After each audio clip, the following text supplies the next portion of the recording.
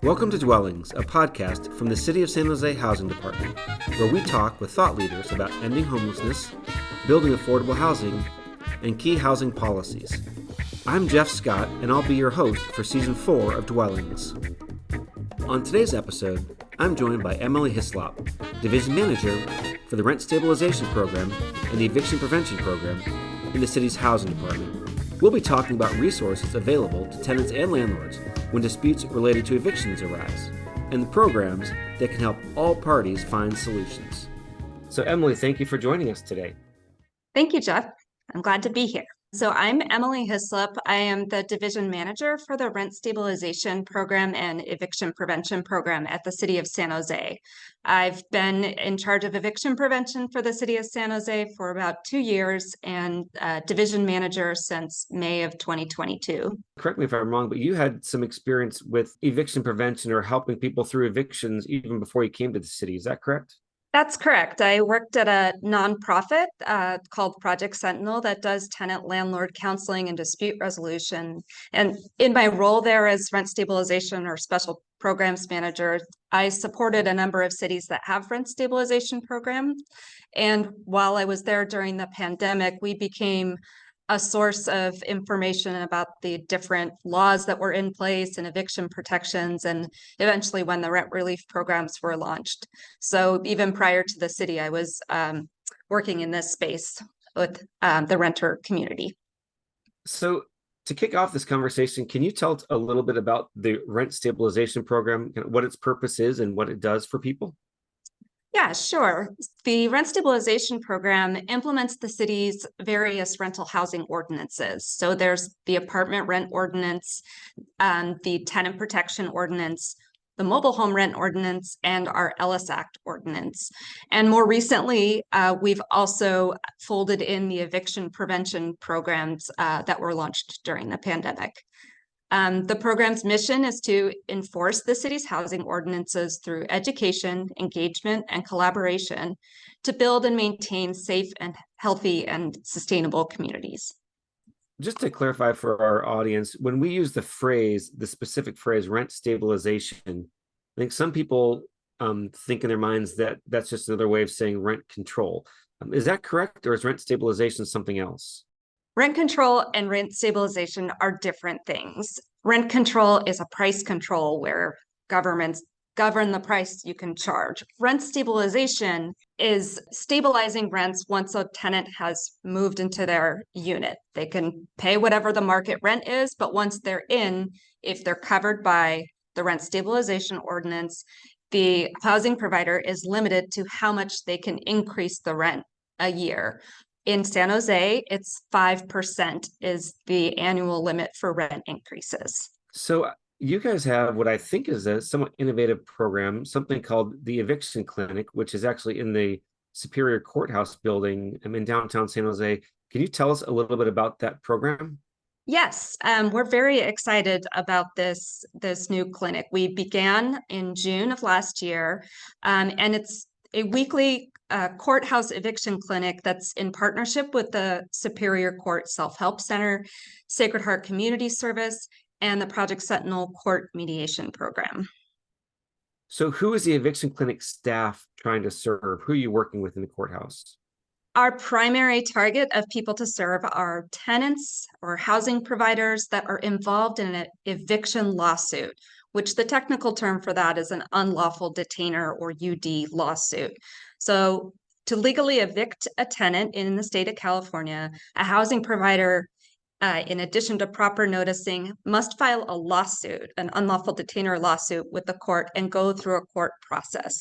So tenants and housing providers who are involved in this process, the clinic is primarily for them. The goal of your staff in these cases is to help the landlord and the tenant reach some sort of understanding to hopefully avoid an eviction? Well, that's one of the components through mediation that could happen, but the clinic is offering, staff assesses where the individual is in the eviction process and connects them to the appropriate resources.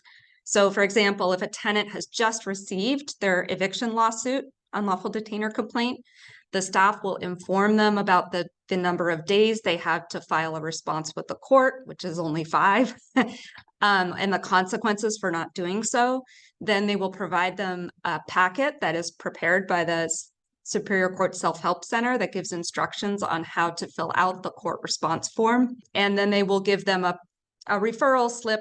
So the Superior Court Self-Help Center is across the street, but they get a referral slip to show that they talked to us, and then they will go prepare their answer. So that's for somebody who just received an eviction lawsuit. The clinic can also, because it's happening at the same time as the biggest eviction court calendar day on Wednesdays, there may be an individual who had a trial, or maybe they came to a settlement agreement with the help of a court mediator with the housing provider, but they're still going to have to move out.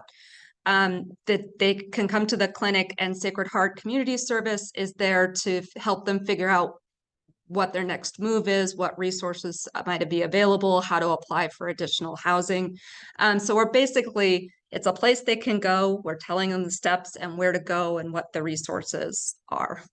You will provide information, or your staff will provide information to landlords as well, who may have questions about the process and what they're supposed to do and how they're supposed to handle it. Yes, we serve tenants and landlords equally, and landlords who are going through or needing to go through eviction process. Sometimes you have people who are renting rooms in their house. They don't have the money to go hire an eviction attorney, although 90 or 95% of landlords typically do. But the Self-Help Center will help them too. We give them the materials that Self-Help provides, tell them how to access the Self-Help services, and also let them know about the mediation services and the benefits of that. Is this the services that you provided at the eviction clinic, are they available in other languages besides English? Yes, we always have Spanish-speaking staff on hand, and we can utilize on-demand language translation services by phone. There are sometimes other staff that speak other languages like Vietnamese or Mandarin. Can you clarify what is the day and time when your staff is on site? From 10:30 a.m. to 12:45 p.m. on Wednesday mornings, we are in Department 14 on the 5th floor of the Santa Clara County Superior Court Downtown Courthouse, which is located at 191 North 1st Street in San Jose.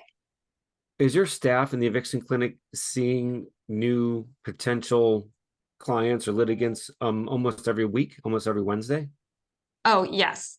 There's at least, I think 3 is usually the minimum at the clinic. And I should also add, so we have this weekly clinic, but we also have staff on hand during the eviction calendar, which happens 2 to 3 mornings a week. Wednesdays is the biggest day. That's why we have the clinic as well.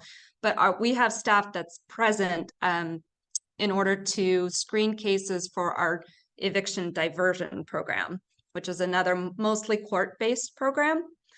So the purpose of our eviction diversion program is to intervene in pending eviction court actions that involve unpaid rent, but where the tenant household is either able to pay their rent going forward, maybe they had a disruption in employment or something else that caused them to fall behind, or they have some other viable path towards stable housing. In a month, they're going to go move in with a friend in another city and have a job or something like that. The main idea is that they just need that gap bridged so they can get to the stable housing situation. So our staff works with housing providers and their attorneys, the tenants who occasionally have an attorney assisting them with the negotiation, and with court mediators to work out an agreement which involves the program covering some or all of the back rent. This is a very limited program, which currently only serves households that are involved in that eviction lawsuit. But our staff is present during those eviction calendars to screen people for those cases and help them work out a solution. There are 2 different programs that I just heard you describe. There was the eviction clinic that we had been discussing, and then what you just described is your eviction diversion program, correct? Yes. At the risk of potentially confusing our audience, I believe there is a 3rd program that is at least tangentially related to this, but a little bit different, and that is the city's Eviction Help Center or Eviction Prevention Help Center. So can you tell us a little bit about that?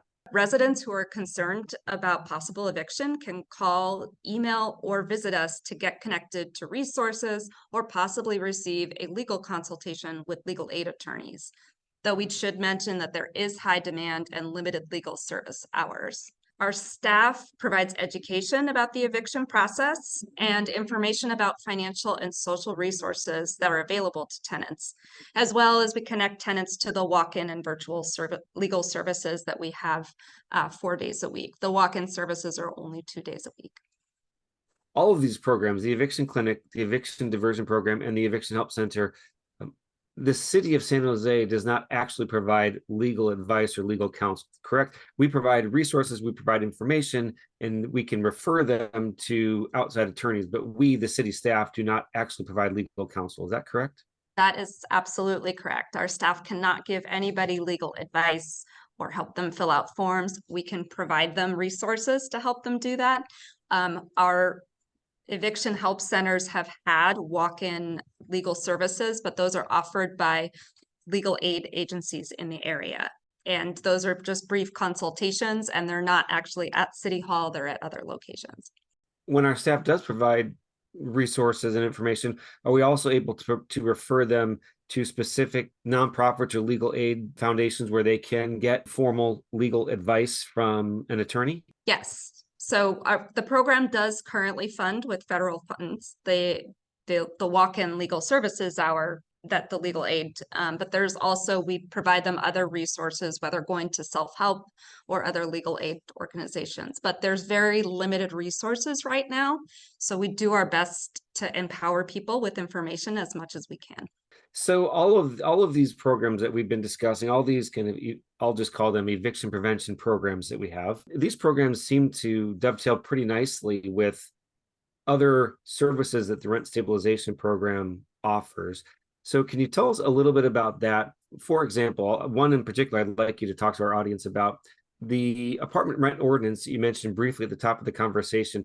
That provides a mechanism for landlords and tenants to resolve disputes. So can you tell our audience a little bit about that? Yes, so the apartment rent ordinance, which in the city of San Jose, this is the rent stabilization, it only covers apartments that were built before 1979, most generally. But for those units that are covered, if there is a dispute, an issue, a tenant is having, either they've lost some housing service, like they used to have parking and now they don't, or if they think they got a rent increase that was above the 5% limit, they can file a petition with the rent stabilization program. And through that process, there's a mediation, or if there's no resolution in mediation between the housing provider and the tenant, a hearing officer will make the decision about whether the tenant's rent should be reduced. So this can cover issues of not just housing services being reduced, but also if there's maintenance and repair, or what we call habitability. Habitability is what a rental unit needs to be considered livable. Prime example of habitability is you have to have a roof that's not leaking and windows that close and working hot and cold water, things like that, just basic necessities. So this is a great mechanism.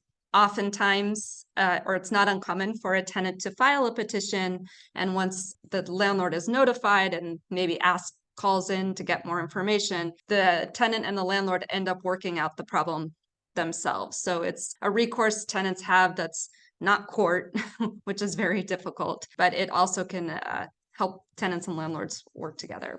Your team with the rent stabilization program also oversees the tenant protection ordinance. Can you explain what the tenant protection ordinance is? Yes, sure. So the tenant protection ordinance lays out legal reasons for a landlord to evict a tenant. So without any protections, a landlord could give a tenant a notice of termination, that's sometimes referred to as an eviction notice, but not have to state a reason. They just have to give the right notice period that state law requires. Under the tenant protection ordinance, the landlord has to have one of 13 what we call just causes. So that's a legal reason, and it has to be put in the notice. There's other requirements to the law, but that's the basic. So of those 13 reasons, there are a portion of them that are where the tenant has done something wrong. You've not paid the rent, you've caused a nuisance, damaged property or something like that. Then there's a group of legal causes where the tenant didn't do anything wrong, but the landlord still has a legal reason. Say the landlord is going to move into the unit. We call that owner move-in. That is also a legal reason. And those no-fault reasons where the tenant didn't do anything wrong also trigger a tenant relocation assistance requirement, meaning that the tenant has to be provided something, whether it's a dollar amount or relocation services, to help them find another home. So that law covers most of the rental units in San Jose. It's all buildings with 3 or more units. It doesn't matter when they were built. If people generally have questions about what we've discussed, is there a phone number or email address you can give them where they can reach out to your team and ask their questions? Yes, we have the eviction helpline for people who think they're being evicted. You can call the Eviction Help Center, and that's 408-974-4444. Or the email for the Eviction Help Center is evictionhelp@sanjoseca.gov. So if you want to contact the rent stabilization program, if you have a question about the apartment rent ordinance, whether you're covered or the tenant protection ordinance, you can call 408-975-4470. You can also email rsp@sanjoseca.gov. You can also visit the Housing Department's website and click on the Tenant Resources button, and that website is www.sjhousing.org. Awesome. Thank you so much for this, Emily. Really appreciate the time you took to explain all this to our audience. We appreciate your insights and your expertise today. Thank you. Thank you, Jeff. Thanks so much, Emily, for joining me on today's episode. Thanks for listening to Dwellings, the City of San Jose Housing Department podcast. Our theme music is Speed City, composed and performed by Attain Charles. Thanks to San Jose Jazz for letting us use their music. If you like the show, please subscribe and share with your friends and family. If you're looking for more ways to help address housing and homelessness issues in San Jose, please check out the show notes. You can follow the Housing Department on social media. We're on Twitter and Facebook at SJ City Housing. And if you have questions or comments about today's episode, please send them to housingcoms@sanjoseca.gov. The artwork on our website was created by Chelsea Palacio. Dwellings is produced by me, Jeff Scott, and Jose Chavez of the Housing Department.